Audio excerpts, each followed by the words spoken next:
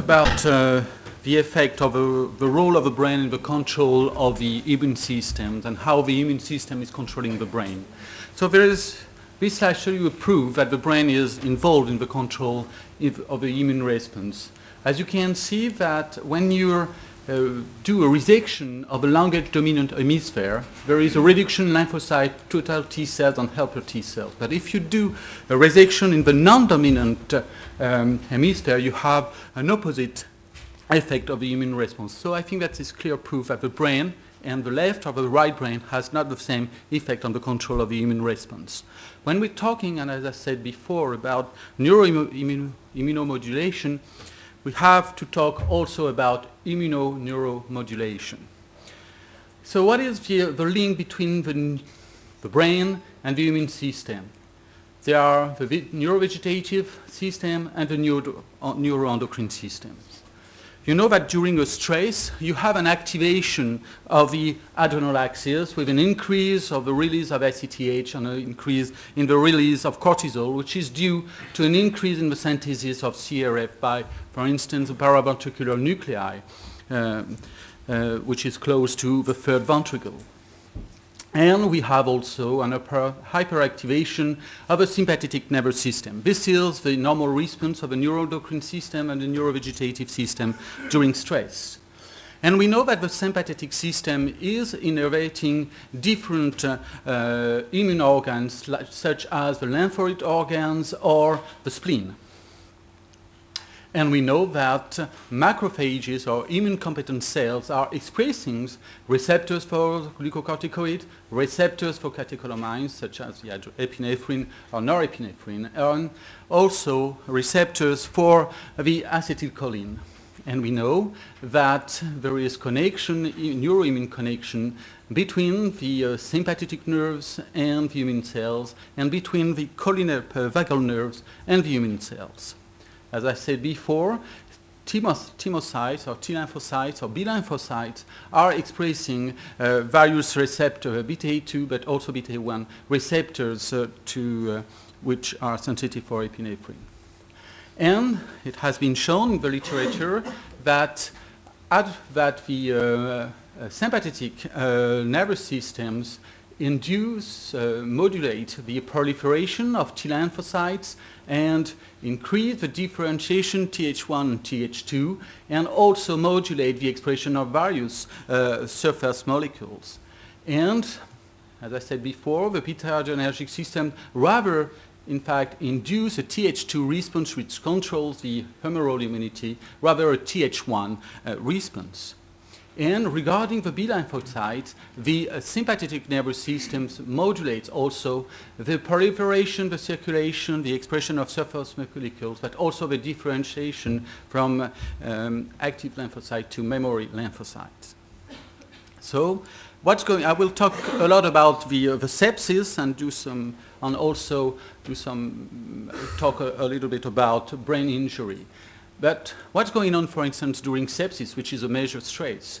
Adrenergic system, through the alpha-2 receptors, rather hyperactivate the innate immune cells, and it is considered that this will induce multiple organ dysfunction. Through beta-1 receptors and the activation of NF-κB beta, it will induce a systemic inflammation, but through the beta-2 receptors and by inhibiting the NF-κB pathways, it will reduce or decrease the systemic inflammation. And what is interesting also is that the effect of the sympathetic nervous systems on the immune response varies along the course of a sepsis. And it seems at the early stage it is rather hyperinflammatory or pro-inflammatory and rather immunosuppressive after the post-acute phase. And it seems that the effect of the sympathetic nervous systems on the immune system depends on the type of bacteria. And it's rather pro-inflammatory during gram-negative and rather anti-inflammatory for gram-positive bacteria. So what I show you is that in septic patient for in sepsis, the adrenergic system is modulating the the immune systems. So, of course, this raises the issue about the usefulness of the health of using beta blockers, for instance, to control the immune response. And here you can see that the blockage of beta adrenal receptors is rather associated, or rather induced, a decrease in the inflammatory response. And if you use antagonists of the beta-1 receptors, you can see in the models of LPS-induced, in models of endotoxin shock, you have also a decrease in IL-6 and TNF-alpha. But it's not always the case, and as you can see, when you use a propranolol, you can restore the inflammatory response in burns and injury model. So if you, this is a slide showing the main results about the effect of the blockade of the beta-adrenergic system on inflammation. And it seems roughly that the blockage of the beta-1 and beta-2 is rather pro-inflammatory, and the blockage of the beta-2 is also rather pro-inflammatory in various organs. So what about the effect on mortality? It seems that the blockage of the beta-2 receptors reduce macrophage cytokine production and improve survivals. And it has been shown in various models that, on the other hand, that the blockage of a beta-1 with a beta-2 is rather increasing the mortality in some models, but in others, it's reducing the mortality. So we do not know so far if it's beneficial or not. It mainly depends maybe on the type of receptors, or maybe, and here, as shown in these slides, you can see that the survivals in patients can depend on the polymorphisms of the beta receptors. And as you can see, AAA genotype is rather associated with a less probability of survivals in patients with septic shock.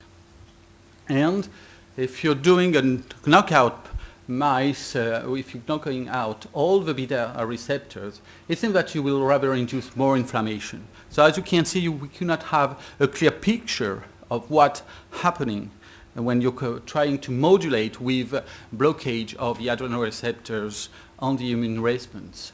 And what about stroke? Because I focus my talk rather on sepsis, but on stroke it seems also that the sympathetic system is inducing a pro-inflammatory activation is inducing a hyperinflammation.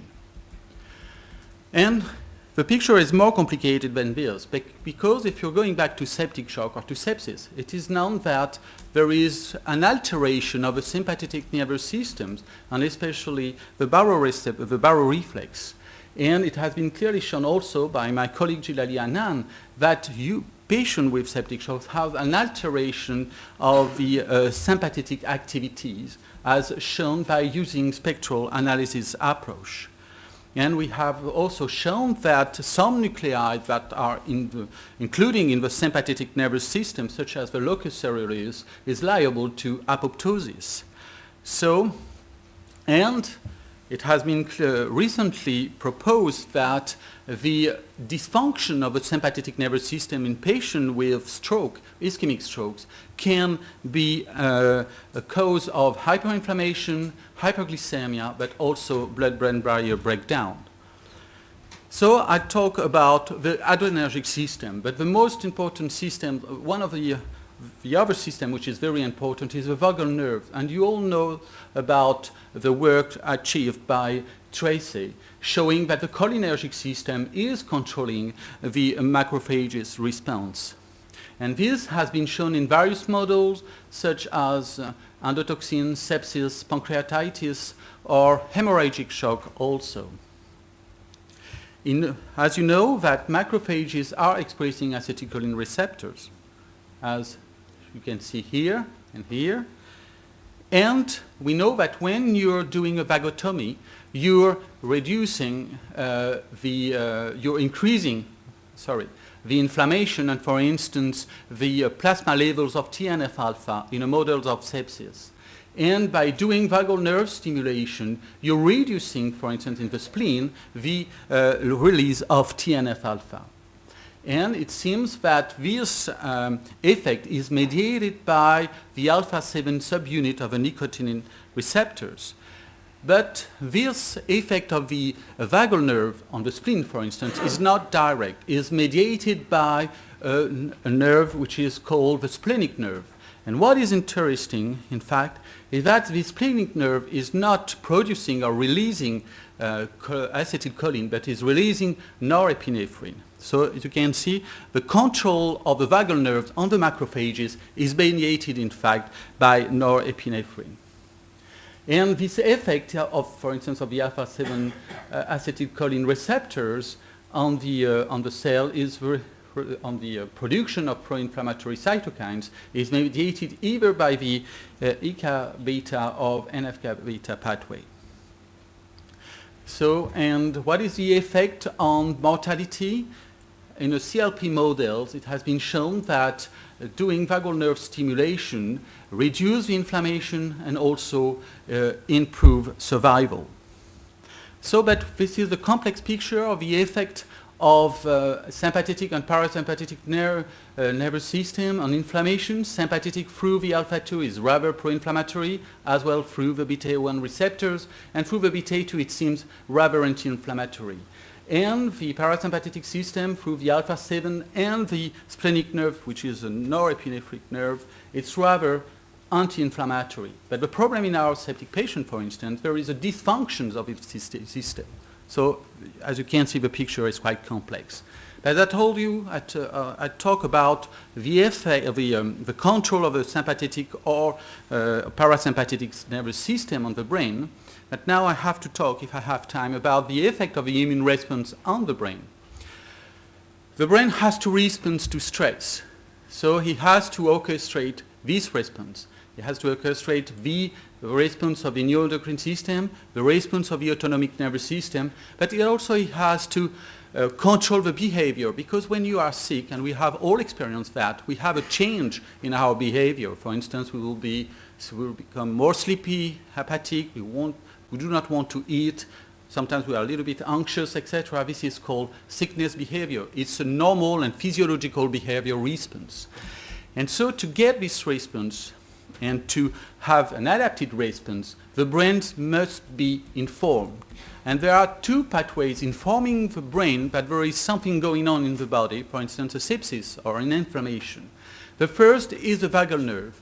The vagal nerve is a sensor, and it expresses, for instance, it's a cytokines, so it can detect inflammation, for instance, in the abdominal cavity. And so there is a signal coming from the periphery to the nuclei of the vagal nerves, and then these the vagal nerve here, the nuclei of the vagal nerves, will in fact inform the other nuclei of the autonomic system, but also the nuclei of the neuroendocrine systems and the behavioral system, that there is an inflammation going on. And in return, through its efferent fibers, it will modulate, as I showed you before, the immune response. So this is the first pathway of information, vagal nerve. And the second pathway is the circumventricular organs. As you can see, in the brains you have windows that are deprived in some way of a blood-brain barrier. And through this window, mediators can go through and go into the brain. And they are strategically located near the neuroendocrine system and near the neurovegetative system. So during a stress, you can have mediators coming from the blood, going into the brain and modulating the neuroendocrine systems and the neurovegetative systems. So this has been clearly shown. So if you sacrifice an animal or septic animals at 3 hours, you can see, for instance, the expression of CD14, which bind the LPS in the circumventricular organs here, for instance. And if you sacrifice at different time from sepsis, you will have an increase of the CD14 expression at 1 hour, and then it goes up 3 hours and at 6 hours, and then it decreased. So, and this CD14, which detects LPS, are expressed in these circumventricular organs. Also toll-like receptors, so they can detect inflammation or antigens. And then you have an expression of interleukin-1 beta. As you can see, at 2 hours, you have the expression in the circumventricular organs, and at 6 hours, you have an expression in the paraventricular nuclei, where the CRF is expressed, and which control the adrenal axis. And to have the same picture, as along with the interleukin-1 beta, you have also anti-inflammatory cytokines which are expressed. So you have a balance, and pro and anti-inflammatory cytokines are both expressed in the brain and in these particular centers. The same picture with TNF-alpha will go through this, and you have a scenario. First, you have expression of cytokines in the periphery of the brain, so around the circumventricular organs, and then deeper in this region controlling the neurovegetative system, or including the neurovegetative system, or of the neuroendocrine system. And you have first pro-inflammatory cytokines, and then, for instance, nitric oxide. And we know that the cytokines can modulate, the neurotransmission, the expression, the release of various neurotransmitters, and also can modulate the secretion of various hormones. And this is the case also for ANO. And also, of course, these effects are not direct, but are often mediated by other mediators like prostaglandin. So things are more complicated than this, because in our septic patient, for instance, we have an adrenal dysfunction. And we have an adrenal dysfunction, and it seems that, as shown by Jidali Anand, this adrenal dysfunction is associated with an increased mortality and associated with an increased inflammatory response. So, as I told you before, it's more complicated than this. As already shown you the effect on the sympathetic and parasympathetic nervous system, and the effect on the immune response, and the effect also of the HPI6, which is rather anti-inflammatory. But all these systems are dysfunctioning in our patient, or in our septic patient, for instance. And and we can see that all the process that I showed you, for instance, when you're doing an LPS, you can have an increase of synthesis of NO synthase. And I told you that this is very important for orchestrating the immune response. This is the information pathway.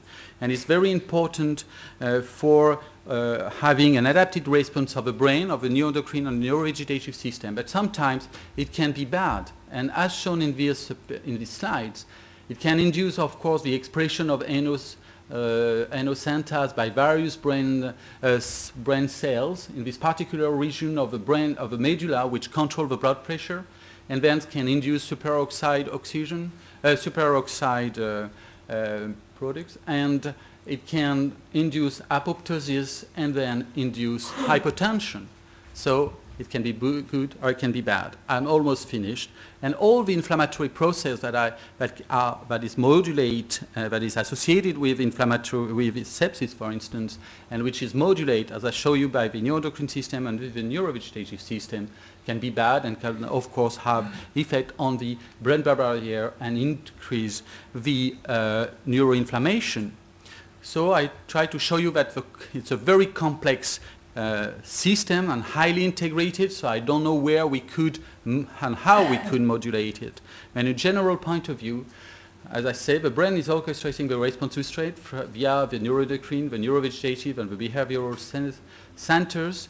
And my main question, and I don't have any answer to that, is how can we assess that the brain response is appropriate, and with which tools and which criteria? And I think that is a major issue. Thank you very much for your attention.